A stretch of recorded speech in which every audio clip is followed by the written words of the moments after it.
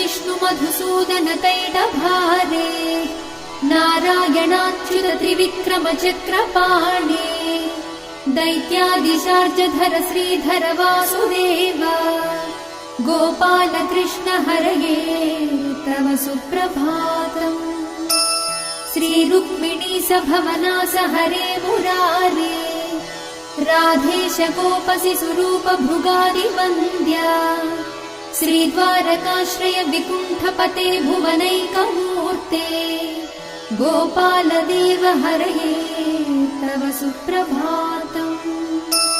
मीनाकृते कमठरूप वराहमूर्ते त्रैविक्रमाय नृहरे भृगु राम राम श्रीराम कृष्ण यदुनन्दन कल्किरूप गोपाल कृष्ण हरये तव सुप्रभातम्।